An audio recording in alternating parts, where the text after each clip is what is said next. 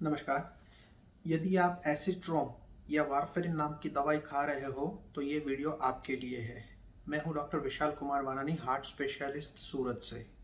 ये एसिट्रोम या वारफेरिन नाम की दवाई क्या होती है, ये क्या काम करती है? ये दवाई को आमतौर पे खून पतला करने की दवाई के तौर पे माना जाता है। ये दवाई हमारे हार्ट और नसों के अंदर सर्कुलेट होने वाले ब्लड को क्लॉट होने से रोकती है।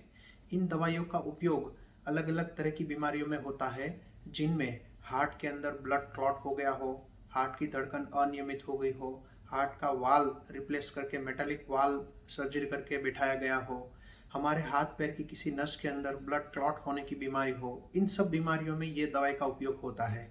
ये दवाई लेने वाले मरीज को क्या ध्यान रखना चाहिए? ये दवाई अपने डोज के अनुसार खून को पतला करती है। इन दवाई का कोई एक फिक्स डोज नहीं होता है। ये 0.5 मिलीग्राम से लेकर 5 मिलीग्राम तक के अलग अलग डोज में मेडिकल स्टोर में मिलती है। हर एक मरीज में इन दवाई का अलग अलग मात्रा में डोज काम करता है। इवन किसी एक मरीज में अलग अलग समय पे अलग अलग डोज काम करता है। इस दवाई का डोज किस तरह से तय होता है? नॉर्मली हमारा PTINR नाम का एक ब्लड टेस्ट करना होता है, जिसके अंदर हमारा ब्लड कितना पतला है ये मालूम पड़ता है। नॉर्मल आदमी में ये INR की मात्रा 1.0 यानी कि 1 होती है। ये मात्रा जितनी बढ़ती है उतना ज़्यादा ब्लड पतला है, ऐसा हम मानते हैं। तो हमारी जो बीमारी के लिए ये दवाई लेने की ज़रूरत पड़ती है, उस बीमारी के अनुसार टारगेट INR कितना रखना ये हमारे स्पेशलिस्ट डॉक्टर हमको बताते हैं।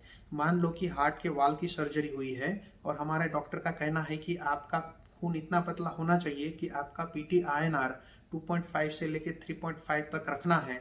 मतलब कि हमें इन दवाइयों का उतना डोज लेना है जिससे हमारा लेबोरेटरी टेस्ट में PTINR 2.5 से 3.5 तक रहे।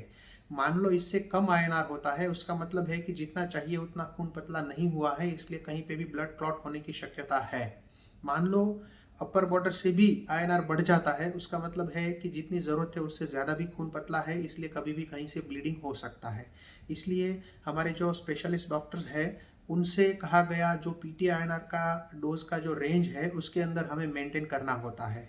हम ये दवाई जब लेते हैं तो इन दवाइयों के डोज पर हमें PTINR का रिपोर्ट हर महीने करना चाहिए। अगर ये रिपोर्ट स्टेबल रहता है तो हम ज़्यादा अंतर पर भी कर सकते हैं। ये दवाई का डोज एक बार सेट हो गया, उसके बाद लाइफ टाइम वही डोज चलेगा ऐसा ज़रूरी नहीं है। इसके लिए हमें कुछ कुछ अंतर पे PTINR का रिपोर्ट करके ये रिपोर्ट जो आता है उस हिसाब से डोज में चेंज करना होता है, जिसके लिए हमारे स्पेशलिस्ट डॉक्टर हमें गाइड करते हैं।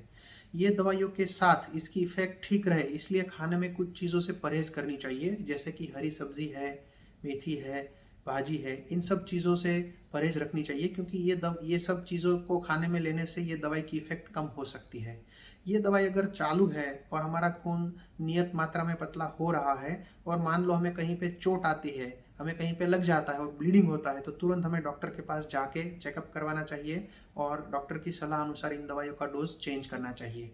हम जब भी PTINR का रिपोर्ट करते हैं तो ये दवाई के चालू डोज पर ही हमें करना चाहिए। ऐसा नहीं होना चाहिए कि हमने 1 दिन या 2 दिन की दवाई छोड़ दी और उसके बाद PTINR किया, उसका कोई मतलब नहीं रहता है। हम जब ये दवाई का चालू डोज रख के PTINR रिपोर्ट करते हैं तभी उस रिपोर्ट के बिना पे हमारे डॉक्टर को मालूम चलता है कि हमारा अभी का जो डोज है वो सही है या उसे कम या ज़्यादा करने की ज़रूरत है। तो ये PTINR के अनुसार सेट होने वाली दवाई वारफेरिन या एसिट्रोम अगर आपको चालू है तो उसके लिए आपको हमेशा आपके जो भी स्पेशलिस्ट डॉक्टर है उनके संपर्क में रहना होगा, उनको कुछ कुछ इंटरवल पे दिखाना होगा। मान लो आप काफ़ी समय तक ना रिपोर्ट करवाते हैं या ना उनको दिखाते हैं तो कभी बड़ी मुश्किल में भी फंस सकते हैं और ये तकलीफ जानलेवा भी हो सकती है। इसलिए जिन मरीजों को एसिट्रोम या वारफेरिन नाम की दवाई चालू है उनको इन बातों का काफ़ी ख्याल रखना होगा और ज़रूरत पड़ने पर स्पेशलिस्ट का कांटेक्ट करना होगा। धन्यवाद।